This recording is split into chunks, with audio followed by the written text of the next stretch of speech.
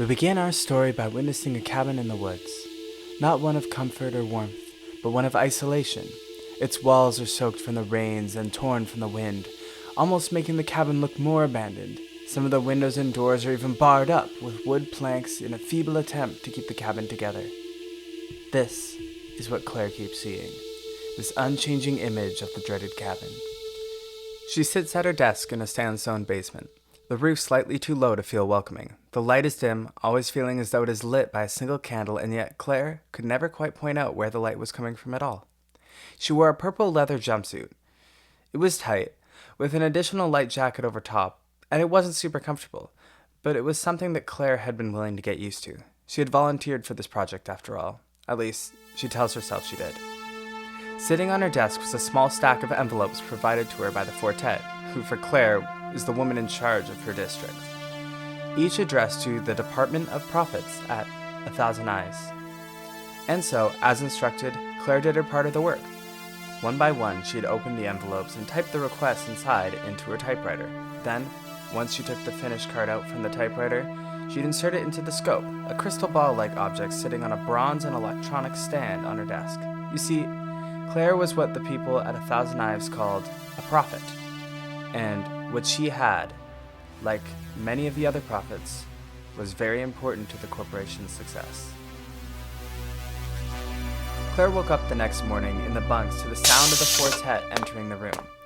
There were at least 50 or so prophets in her section, but all of them got up the second the Fortet signaled her presence.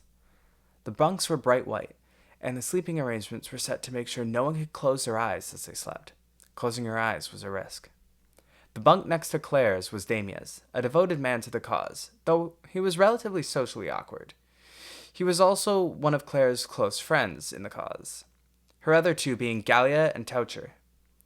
"What we have, the world needs," Damia would say, and he said that every morning. But that wasn't to say Damia was annoying. No, in fact, every day was the same. Claire would wake up in her jumpsuit, get escorted with the other prophets in the 28th district to the change rooms, then to the cafeteria, and then to the basement to observe the scopes, with some scheduled breaks to return to the cafeteria. And then, to the bunks at the end of the day. Everything was timed, from the length of time it takes to change to the time spent eating. Everything was timed, but not for speed. Instead, it was timed for consistency. Variance in this place was the number one enemy, especially for a prophet. For a prophet to be able to perform, one of the key requirements was that they remained in a state of repetition. Alteration to one's schedule could seriously affect a prophet's ability to use what they had. The closest Claire would ever get on a daily basis to causing variance would always be during conversations in the cafeteria, which was located in a small section of the main courtyard of 1,000 Eyes. The courtyard was massive, and most would agree that the word courtyard was only used because no one else had any better words for it. It practically took up the entire architecture of 1,000 Eyes' home base. The ceiling was a tinted purple or lilac glass, with the circular walls being the same shade of purple as the prophet's jumpsuit. The courtyard was roughly the length of 1.5 football fields in diameter, and that was mostly a guess the prophets made since none of them really knew for sure. The floor was mostly sand, with some cement paths and gardens scattered throughout, and at the far end of the courtyard was a gate that some guessed to be around 30 stories high. "I think I found where they keep the philosopher's makeshift knife," said Toucher, the last to arrive at the cafeteria table. Toucher usually made Damia nervous. You see, unlike Damia, Toucher didn't have the same hardcore, devoted mindset to the cause. Every word that came out of Toucher's mouth was on the verge of causing some level of variance, and Damia took that very seriously. Gallia was usually the one to stop Toucher from doing something stupid. However, she wasn't quite as on edge as Damia. She had studied philosophy in university, as well as attended hundreds of college debates, and while her previous life was supposed to be considered irrelevant in this environment, she never truly shed her philosophical approach to joining the 1,000 Eyes project. Philosophy majors actually made a good number of the prophets. Out of anyone at the table, Gallia probably got along with Toucher the best, though Toucher usually could wear Damia down into finally enjoying his presence. Claire often just listened to the conversations, occasionally making snarky remarks at Toucher or teaming up with Gallia in debates.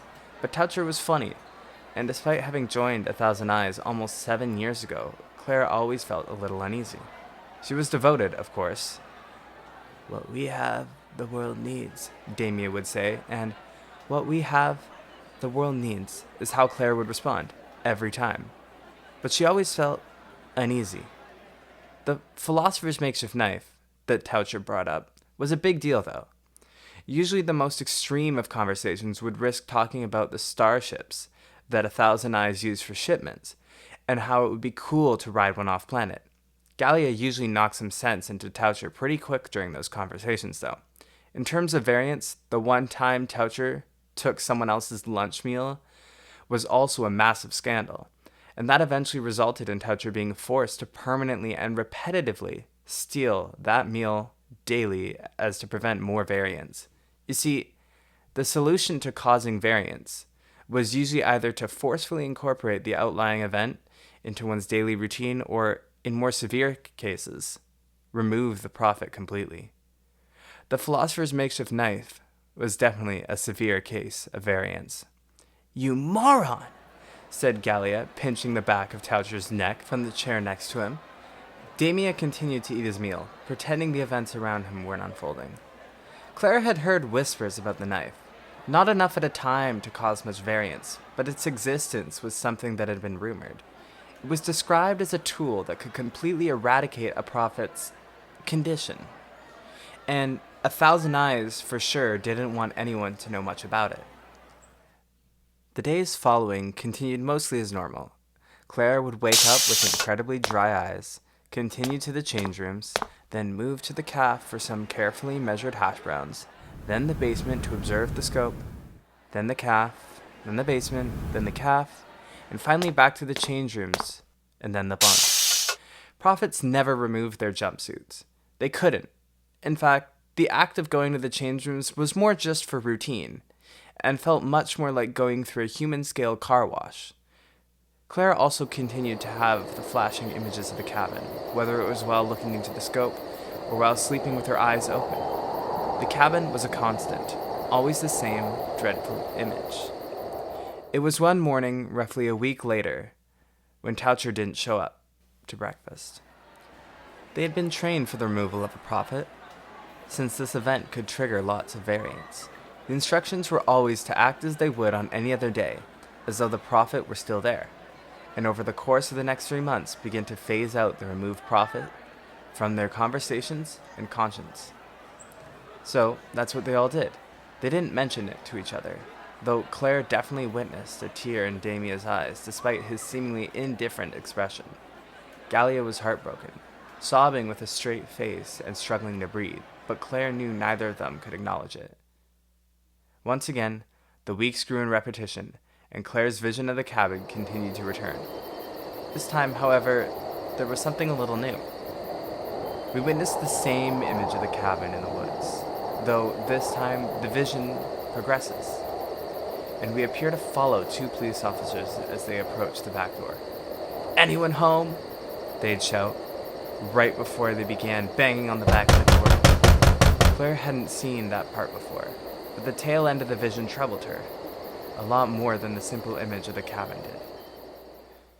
It was nearly a month after Toucher's removal that Damia showed up limping to the cafeteria with a bloody face.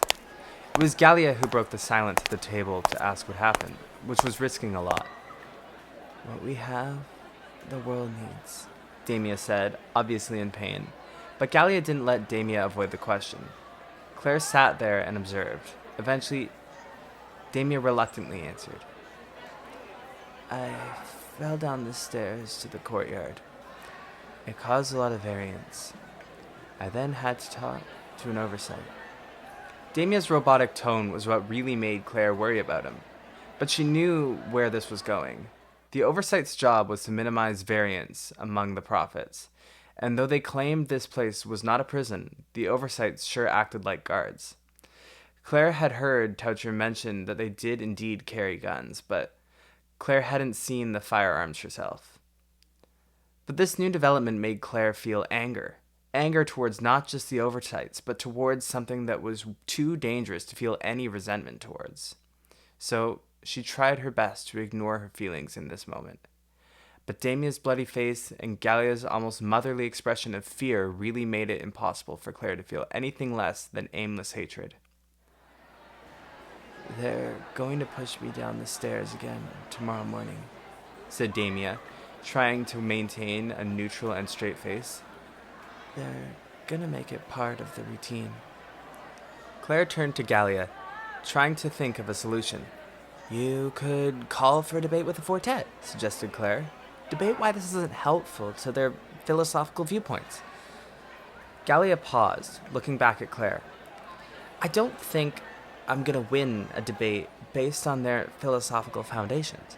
This is technically the correct course of action. I could make a case against..."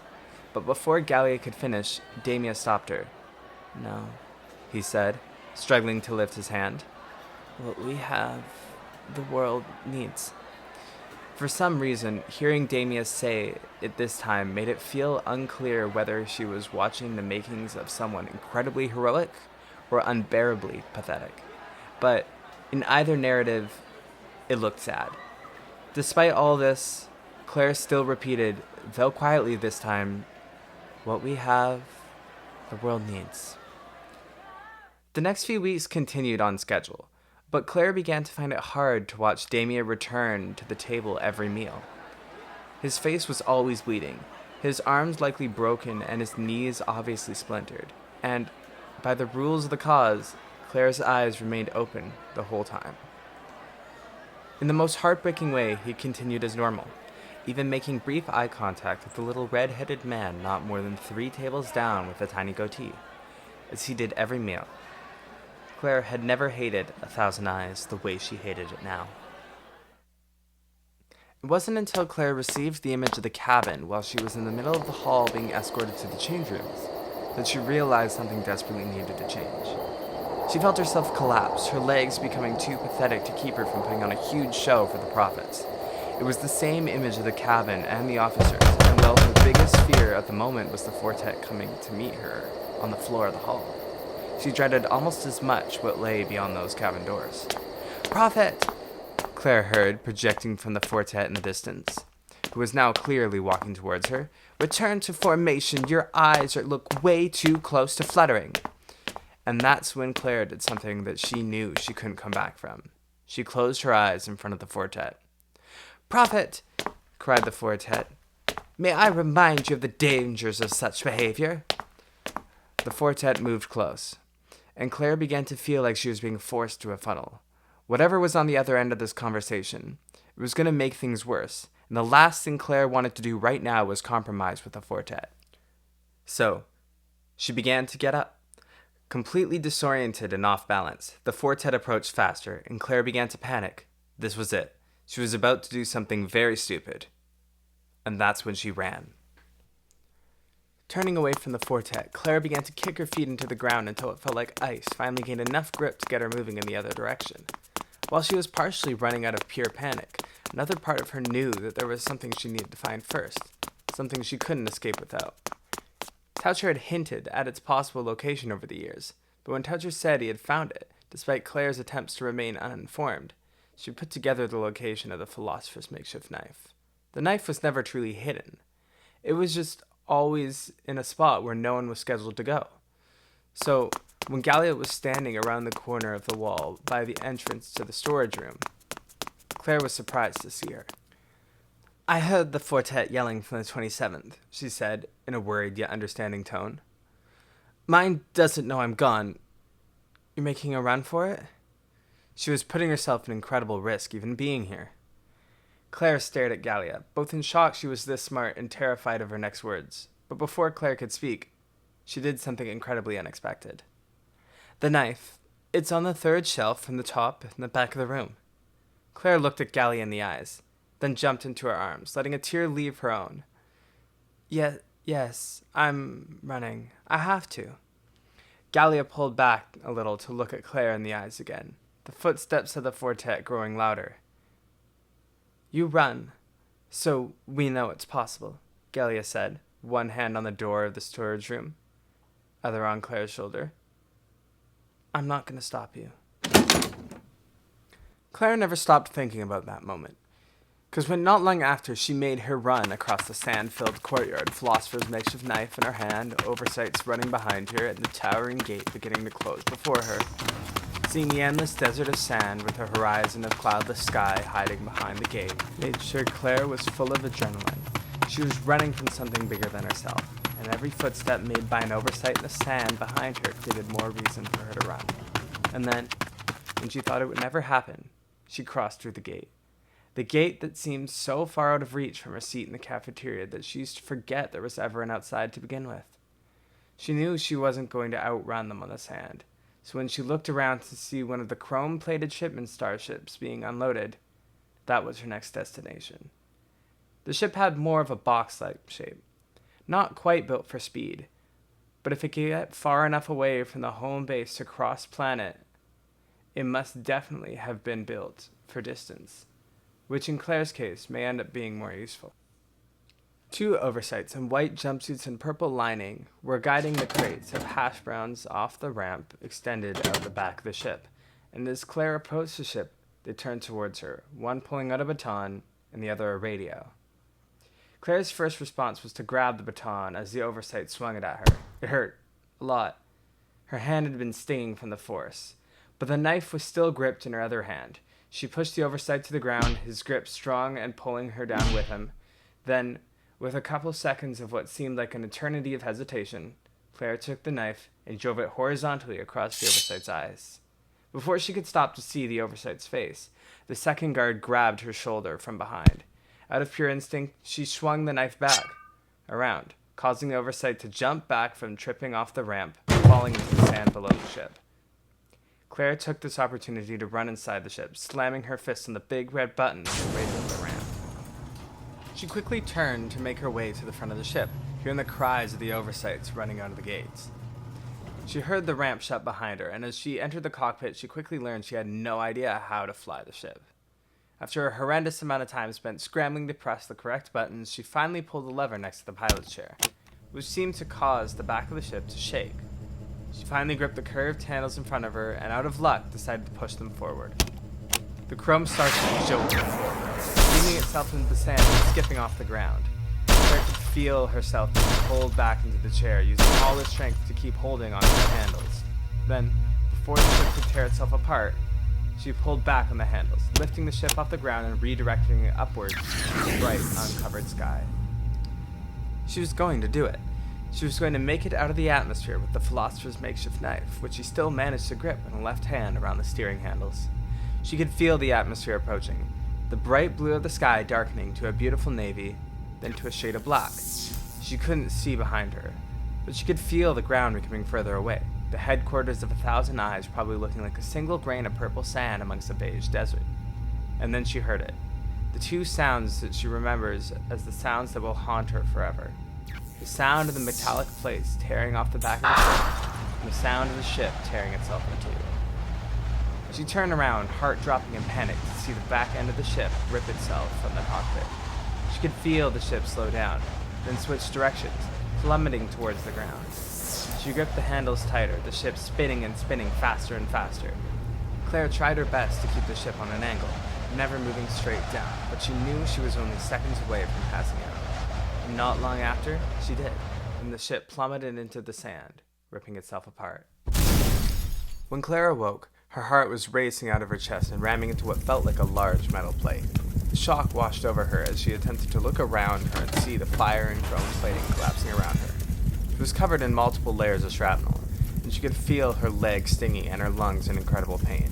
She began to lift the shrapnel, letting out small cries as she shoved the plating from her body.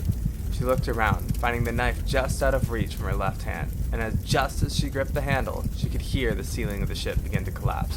As quickly as she could, she made her way to a massive hole in the wall of the ship, and used just enough force to pull herself out, falling face first into the sand before the ship let out a massive bang and went up in flames. Claire crawled through the sand, making her way as far as she could from the ship before moving onto her knees. She took the knife and, with an incredibly painful rip, managed to cut some of the jumpsuit from her arm, the glue tearing a bit of skin with it. Shaking and biting her tongue harder than she probably should have, she then tied the fabric around a large cut on her leg, her arm remaining red from the removal of the jumpsuit fabric. Almost instantly, the image of the cabin flashed again before her eyes, the officers this time kicking down the door to reveal a dresser with a picture frame on it showing what looked like a mother, a father, and daughter, sitting next to a cracked bottle of beer. When the image stopped, Claire knew what she had to do. She lifted the knife into the air and lightly placed the blade against her left eyelid. The knife was more like a dagger, the initials PMK etched into the handle, while the blade itself was entwined with light green vines, almost implying that the knife itself was alive in some way. Then, Claire pulled the knife in a quick motion, sliding the blade across her eye. Claire let out a scream, one that came from the depths of her lungs and left not only through her mouth but through the trembling in her knees and the disorientation of her arms. You could hear the scream mix with her saliva and blood as she followed the scream by a cough, and her tears running from her remaining eye. Claire's slit eye began to form around it a shadow as the skin around her eyelids began to change to a pitch black. She no longer had a pupil, but rather just a void, as the shadow on her eye began to extend in a pattern of moss or vines, as though it were alive trying to spread. But it stopped not far from the eye. Claire was blind in one eye. Gallia knew the oversights were waiting for any excuse they could get to remove her or Damien from the system. Losing one prophet at a table is something that they are trained for, but losing two is usually too much variance to shake off. Damien limped to the table, and Gallia dug her metal fork into her hash browns. Her heart sank at the image of Damien, but when he opened his mouth, she wanted to punch him. She couldn't, of course, but she wanted to, for his own sake. Claire's a disgrace to this whole operation. What we have, the world needs, and... Damien lets out a cough into his arm, and while Gallia couldn't quite make it out for sure, she's pretty sure she saw blood. We can't have a deserter ruining everything we tried so hard to put together. Despite the prophet's best intentions, Gallia could hear the whispers about Claire's escape circling the courtyard. Some assumed she was dead, some whispered about the philosopher's makeshift knife. But many tried their best to keep quiet. They had volunteered for this, after all.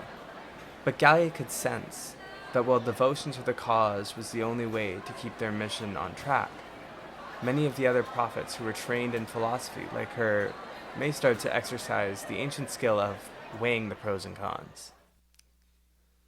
There was a tension over the next 34 days. The oversights were always watching, and while Gallia couldn't confirm the exact events, she noticed more prophets disappearing than prophets being forced to repeat weird tasks. Rumors of Claire's sightings, whispers of a quartet working with a faction of prophets attempting to sabotage the shipment of scopes, and words of fights breaking out in some of the bunks. There was one rumor in particular that an entire sector of prophets had to be removed after a woman gave birth in their bunks. That rumor was never confirmed, but Gallia in particular was relatively scared of what it might imply.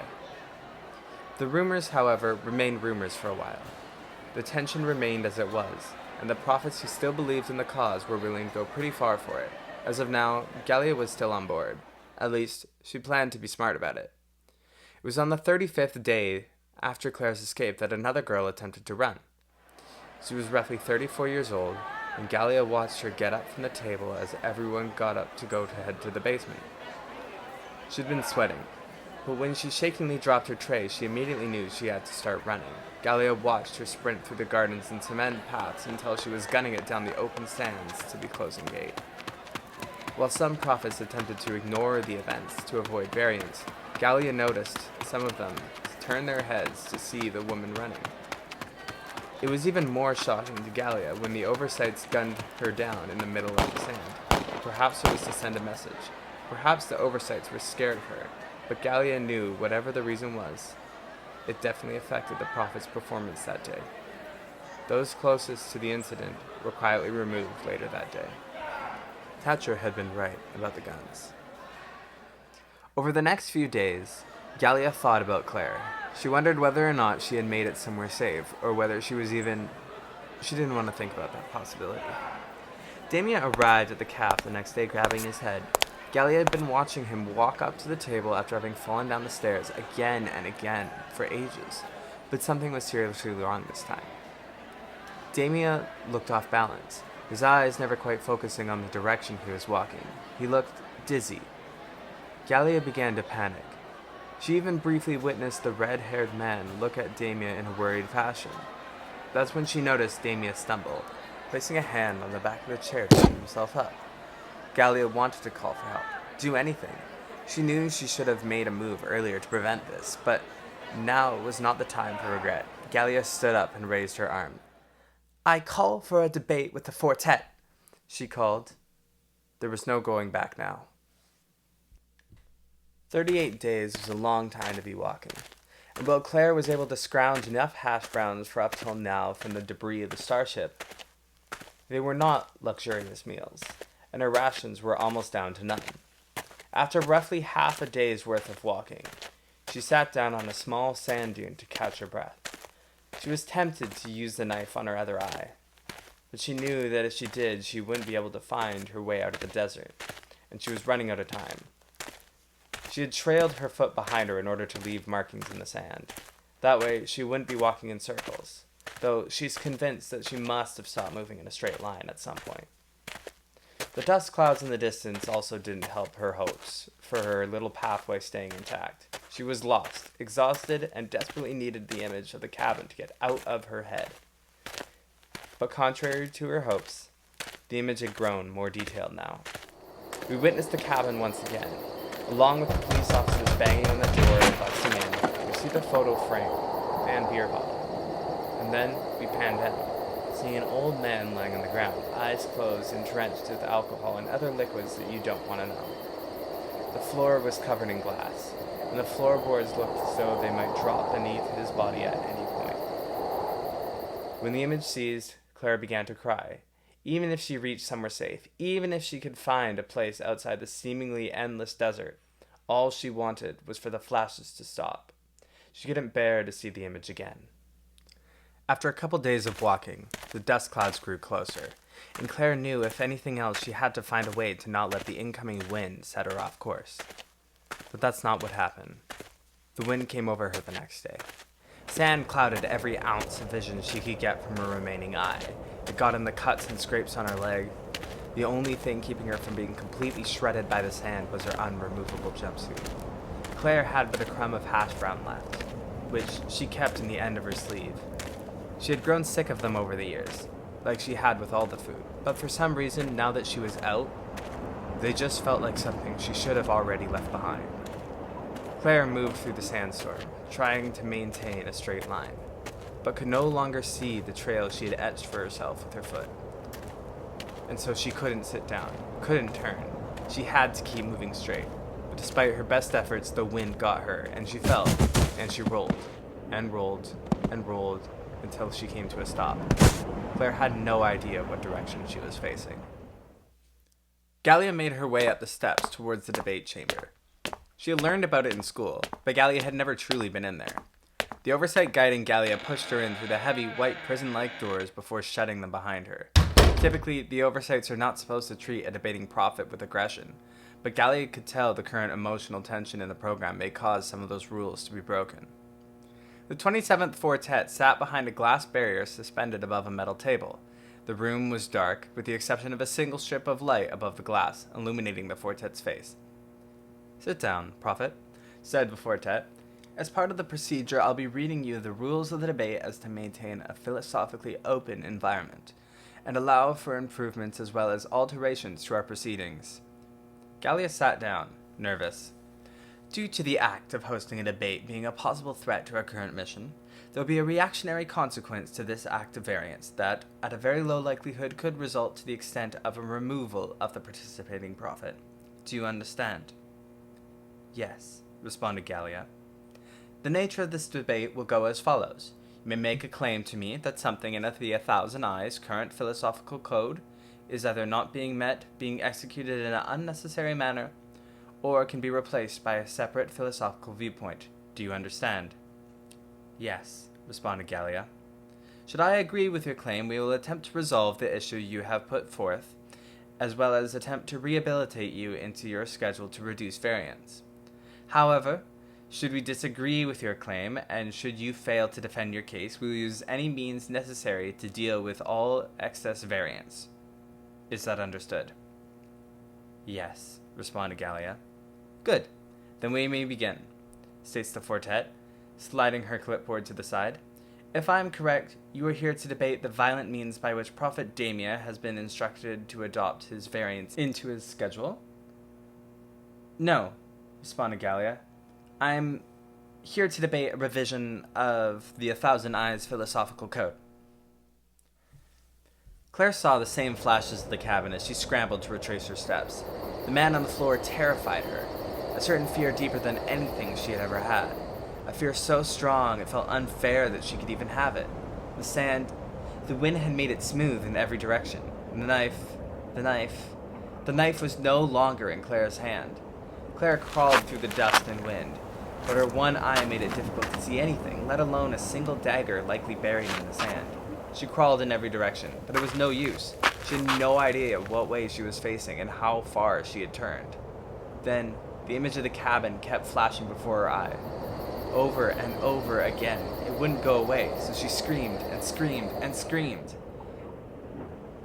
And there she saw 2 pairs of boots making their way towards her through the sandstorm.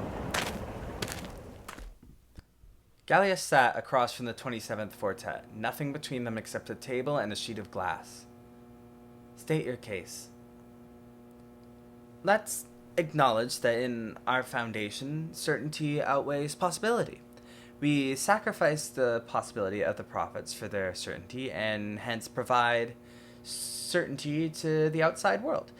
Those who volunteer for the program usually understand the sacrifice. However, I want to take an aim at the concept of certainty. The Fortet watches Gallia intently. Let's assume that our end goal is to avoid unnecessary risks for the general public. I'm here to propose that our logic is really just flawed.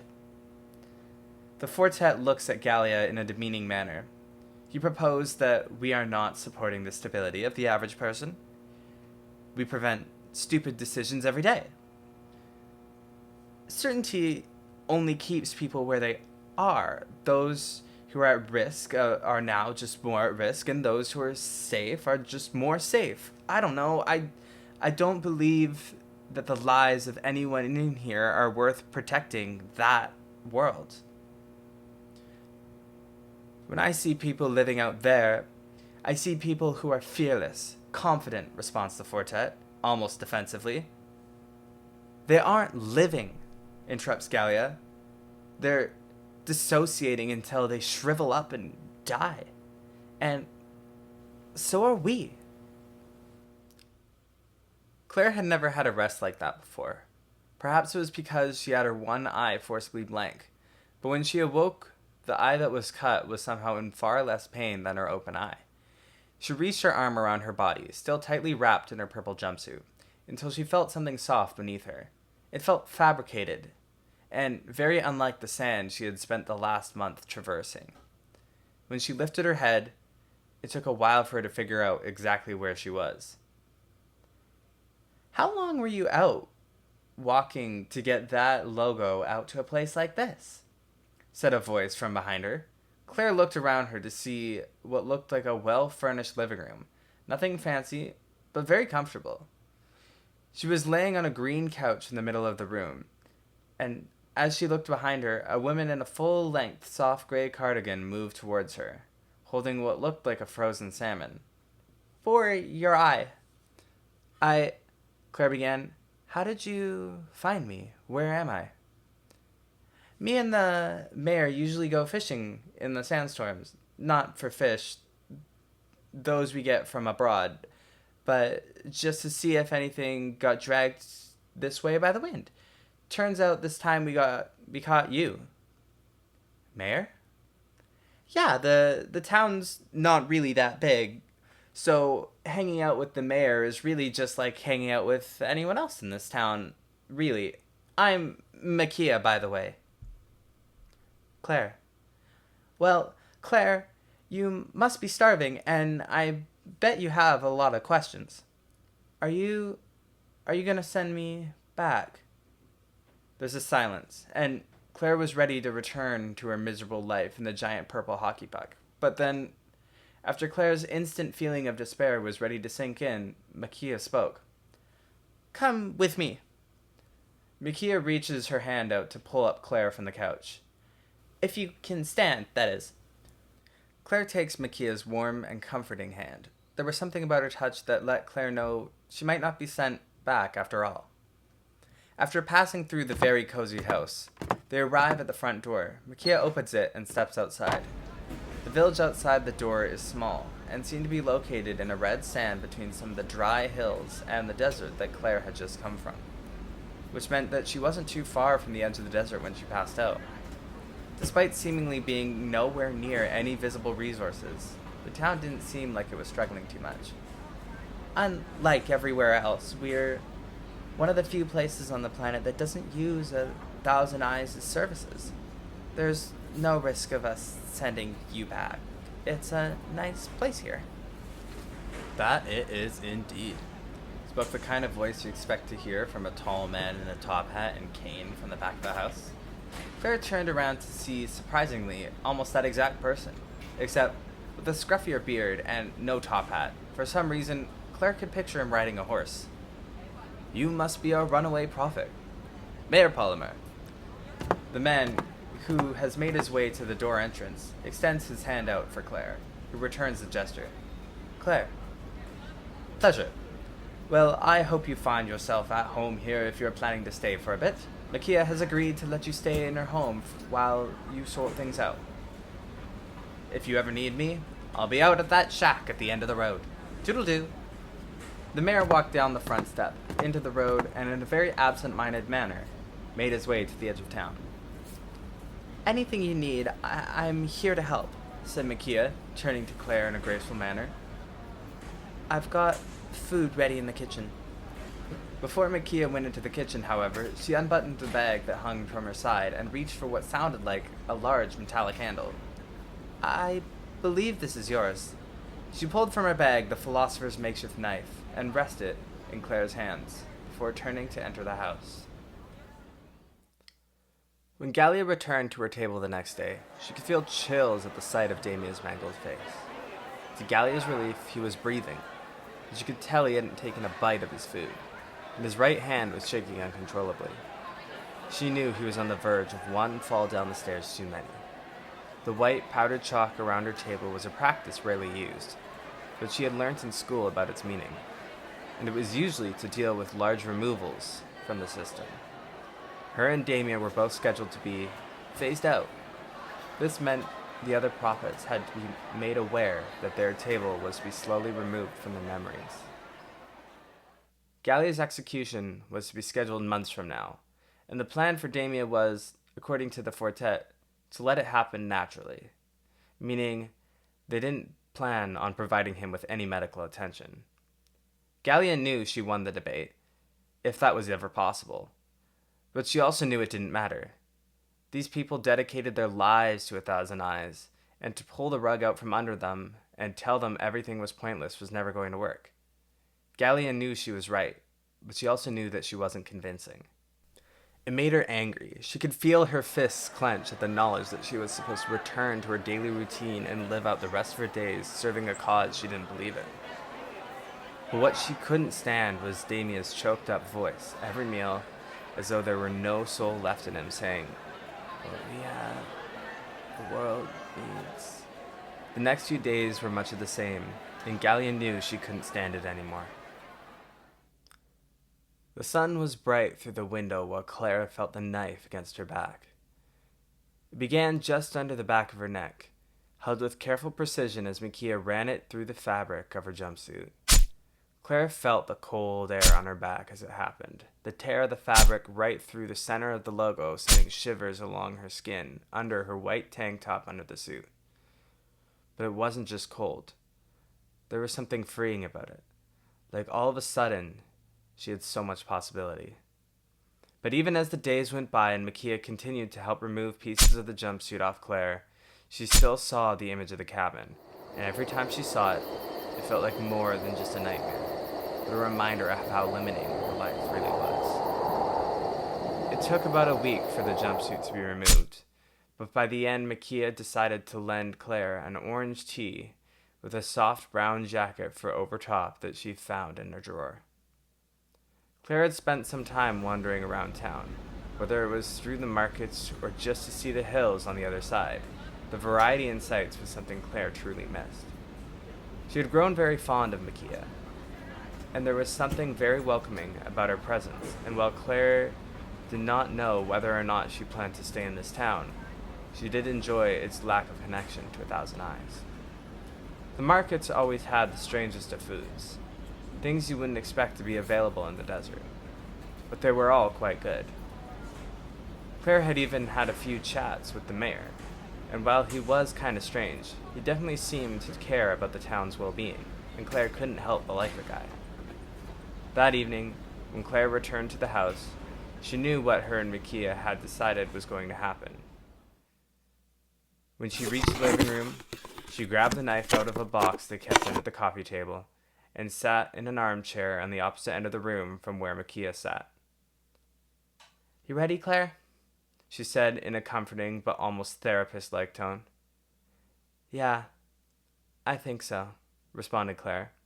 Shaking, she lifted the vine-covered blade up to her face. She knew what had to be done, but that didn't mean it didn't scare her. The pain from the last time only made her dread it more, but she had to get rid of it. She had to get rid of the glimpse. She placed the blade against her one functioning eye, and after taking one final glance at the room in front of her, she pulled the knife, slitting her remaining eye. Marching into the chalk felt like walking onto the execution block. It felt like paparazzi was blinding all of her surroundings, and all she could feel were the eyes gazing her way. Of course, there was probably far less attention on her than there was beforehand, as that was the whole point of the chalk border. "What we've got, the world needs," said Damia, barely lowering himself into the chair. Gallia couldn't look Damia in the eyes, but she noticed, as he ate, how his eyes drifted once again to the red-haired man. Gallia knew she had to keep the gesture minimal, but she turned her head enough to see the man Damia was looking at. The man didn't return eye contact for the first time in months, and Gallia noticed Damia wait even longer than normal. The red-haired man looked nervous, and when he finally made eye contact, it was brief, and followed by a quick smirk before an immediate expression of fear. Two oversights made their way to his table. Gallia watched in horror as they pulled the red-haired man from the seat and dragged him across the cement towards the sand. And that's when Damia seized the gun pulled from the oversight's belt. "What we've got, the world needs," mutters Damia. "What we've got, the world needs." Gallia turns to Damia. "Damia, you can't be serious." "What we've got, the world needs. What we've got, the world needs. What we've got, the world needs." "For God's sakes, Damia, have a heart." "What we've got, the world needs. What we've got, the world needs. What we've got, the world needs." "Damia, listen to me. I was wrong about this place, all right? We all were. This world doesn't need us. What we've got, the world needs. What we've got, the world needs. What we've got, the world..." And then there was a gunshot. Gallia didn't believe it, but she could hear the body hit the sand. "What we've got, the world needs. What we've got, the world needs. What we've got, the world needs." Gallia couldn't believe Damia was still going. She began to cry at the sight of him, and then it hit her. In anger so passionate, she kicked herself out of her chair and stormed out of the chalk to face the distant oversights. "You didn't need to do that!" Every oversight in 100-foot radius pulled their gun on Gallia, and while she knew too many prophets would continue to eat their hash browns, she could tell some had decided to turn to look at her. "So, this cabin you kept seeing, what was it?" asked Makia, looking at Claire's now blind face. "Was it a place you recognized?" "It was me. It was me." "You?" "It was me. The man laying on the floor in the cabin." Makia paused, slightly confused by some of the details in Claire's statements, but she waited for Claire to speak. What we have, or the glimpse, works by showing us the future at the expense of us living in repetition. It's like the future's a hard thing to predict. Too much free will and too many variables, but if you do the same thing every day, all the time, then the future becomes easier to predict. And the glimpse shows it to us. When I saw the cabin, I was seeing my future. I saw myself drunk on the floor of a wooden cabin. I had a family. I had 7, 8 kids. Claire chuckled slightly at the absurd number, but then moved into tears. Claire couldn't bring herself to describe the full vision of what she had. The image of her youngest child in a lone frame on the dresser haunted her. I'm not who I want to be. Claire burst into tears through her now blind eyes, the second now having a matching pattern to the first. Claire, Makia started, tearing up a little as well as she saw Claire begin to break down. That's gone now. It's over. The glimpse is gone from you now. Makia stood up from her chair, and without much thought, she made her way to Claire and wrapped her arms around her. Claire buried her face in Makia's shoulder. Thank you, she said. Before you shoot, everyone listen, please, Gallia screamed, now sweating at the thought of every oversight in the area pointing a gun at her head as she broke every one of the Prophet's rules. The glimpse, yes, I'm going to say its name, is a curse, not a tool to be exploited by these people. Gallia was shaking. She could see a couple of the Prophets turn their heads to look at her, but some were obviously still horrified. Do you think you're some kind of hero doing this? Do you think you've got more value just because you agreed to never take a single risk in your life? I get it. We chose to be here. We chose to be servants of a world that could live in predictability while we suffered. Gallia still held her hands in front of her body as though they would somehow help block the bullets from hitting her. That girl that ran away with the philosopher's makeshift knife, her name was Claire. Gallia began to tear up. And I don't know whether she's dead or alive, but what I do know is that she, for once in her life, chose herself. She got out of here. And then there was a gunshot. Gallia fell to her knees as she felt the bullet fly straight through her left leg. The pain was more of a sense of shock than anything. She could hear an oversight yelling, "You better quit yapping, Prophet." But after a loud cry in pain, with a trembling lip, she kept speaking. And I, for one, am sick of knowing my future by doing the same thing every single day. And if everyone here is suffering for the cause of making this world a better place, then our plan isn't working.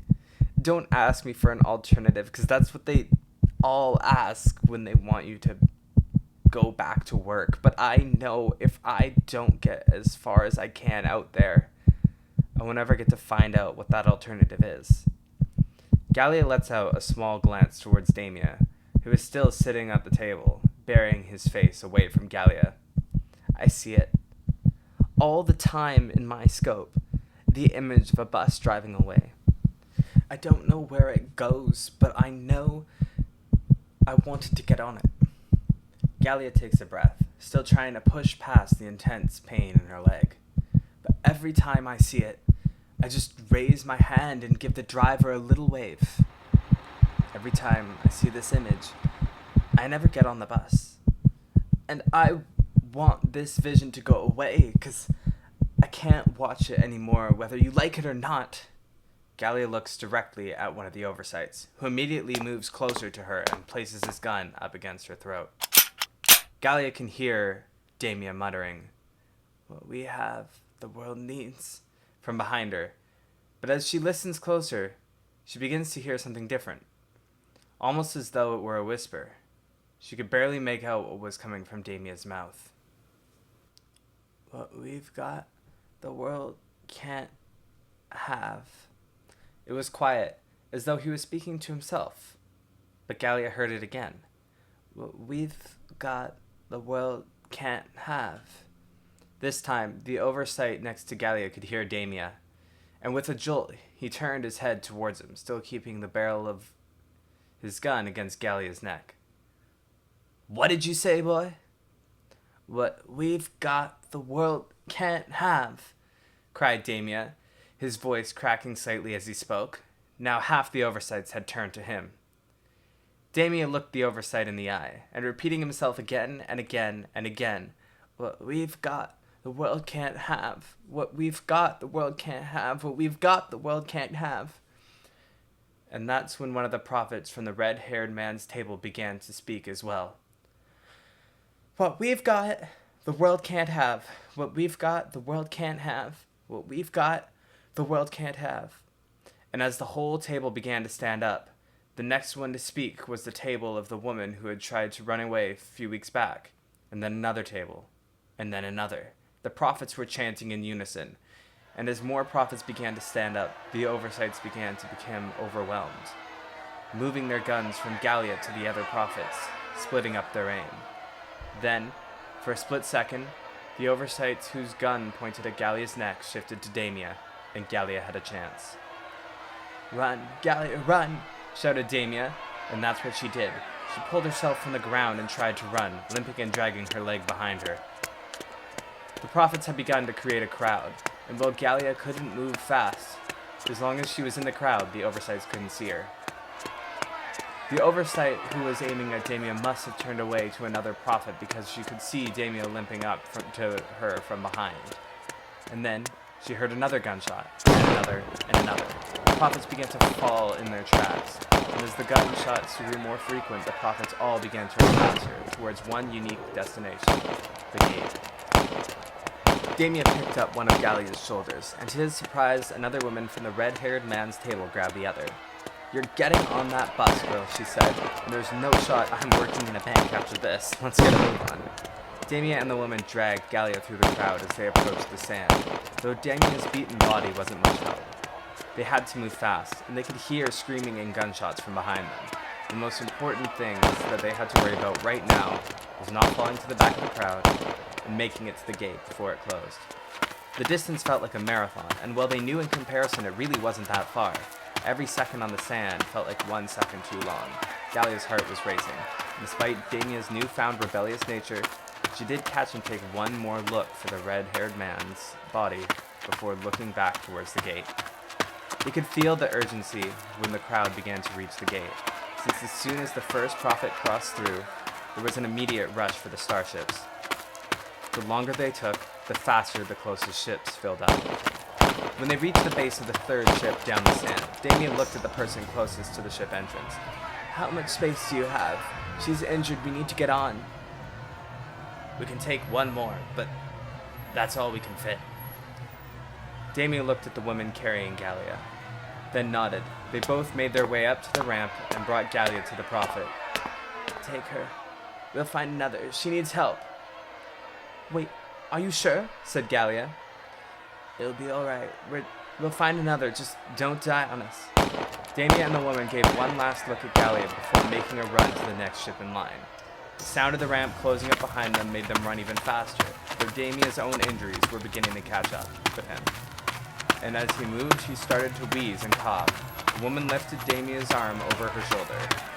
They skipped past the fourth ship and the fifth, and as they filled up, it wasn't until the seventh ship that they found an opening. With much effort, they moved up the ramp, and as they approached the entrance, a prophet reached out to pull their hands one by one into the ship. Damia and the woman were pressed against the closest wall by a metal bench, packed into place by the other prophets like sardines. There was still an ounce of panic, but there was a lot of relief that came with getting on one of the ships. Damia couldn't believe this was really happening. "Tish thought you were funny," said the woman to Damia as they heard the ramp of the ship entrance begin to close. "Tish?" "Tish, the redhead dude who you kept looking at. He said you were funny." And then the ramp closed. The ships began to leave the ground. Makia held Claire's hand on the balcony as they stood above the town. "You're gonna be better off here. You can choose what you do with your life." Claire couldn't see a thing, and that was taking a lot of getting used to. The fact that she was so high up and was basically completely reliant on Makia and the railing to keep her from falling 2 stories was quite terrifying. What if I see the cabin again? You won't. How do you know? You're right. I don't know, but I know that it'll probably freak you out enough that you'll run the other way. Claire paused to think about that. Yeah, you're probably... But before Claire could finish what she was saying, Makia interrupted her with a nudge. What? In the sky, it looks like it's coming from 1,000 eyes.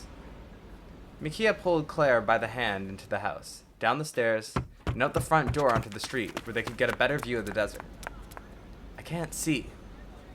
Right, yeah, sorry. Well, it looks like there's ships leaving 1,000 eyes. Like, a lot. They're all leaving the atmosphere. Is it shipment? They do that all the time. Not this many. There's, like, a lot. Like, it looks like all of them. Even though Claire couldn't see the ships, a sense of relief moved through her body. She never knew what happened to them after she left. And while she could never be sure, a part of her took this as a sign. They'd gotten out. They were going to be okay. Claire and Makia stood there on the street. Claire was at peace. And that's when they heard the explosion. One by one, Makia watched as the small specks of starships burst into balls of flames in the sky. At first they were silent, but Claire could feel the fear in Makia's hand. What's wrong? Said Claire, unprepared for the disaster that was about to unfold. When the sound of the explosions reached the village, it was as though it had happened right in front of them. Claire's heart sank to her boots, and while she didn't want to believe it, she knew what she was hearing. And then there was another, and another. The ships in the sky, one by one, began to burst, and the noises followed suit on the ground. Claire could hear screaming in the town, followed by running, and while she couldn't tell what it was they were running from, she was horrified, and she was holding Makia's hand tight. Shrapnel and debris from one of the ships began falling towards the town, and there was a lot of it. Makia pulled Claire towards the nearest wall, and they ducked. And Claire could hear the impact as the bricks began to smash and crumble, and the wood began to burn. And the wall of the house beside her began to collapse on top of her and Makia. It was about a day later when the 2 of them were pulled from the rubble. And about 2 weeks later when Claire was out of the medical bay. Makia was set to be there a couple more weeks. And with so many patients and the town being mostly under repair, Makia was left alone quite often. Claire spent a lot of time beside her in the medical bay. They're all gone. The prophets. Because of me, said Claire, in tears next to Makia. Not all of them. But it's because of me. If I had never been so stupid as to run away, their stupid revolution would never have happened. They'd be safe. Stupid. Claire, you're being an idiot right now. Excuse me? I just got hundreds, if not thousands, of people killed. Never in the history of 1,000 Eyes has there been an escape like this. And then right after I get out, this happens. Makia, tell me how I'm being an idiot. Claire gripped her own hand and leaned forward towards the bed, breathing at a rapid pace. This was their choice. You just showed them it was possible. Yes, not everyone made it out, but some did. Makia let out a small cough. You showed them there was more they could do with their lives than die in that purple hockey puck. You escaped when no one else had shown you it was possible. You made a path for them. You were the first, and you were a hero for it, to both the dead and the living. Claire moved to hold Makia's hand, and while she heard what Makia said, she couldn't help but think about who was on which starships. Claire, listen to me, said Makia gently. Those prophets will be far more proud of themselves having died for something they believe in than they died for nothing at all. You think you killed some of them, but you saved all of them. And to be honest, you also had nothing to do with it. They just finally had the courage to take the risk they were always willing to take because of you.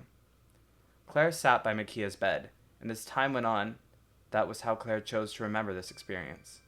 And that was also the way the survivors viewed it as well. That night, Mayor Palmer had received his requested support for the reconstruction of the town, and after signing the contract presented to him on a wooden clipboard, he returned his documents to the woman in the white jumpsuit. Carefully watching his surroundings, he made his way through the wooden door into his little shack at the end of the street, and down again through another door leading to his basement. As he descended down the creaking wooden steps into a very unfinished and sand-filled workshop, he moved one of the half-completed scopes onto the table and got to work, moving the bag of completed ones from one end of the room to the door. "Forgive me," he muttered to himself, as he took the large metallic wrench and tightened one of the bolts on a prophet's greatest tool.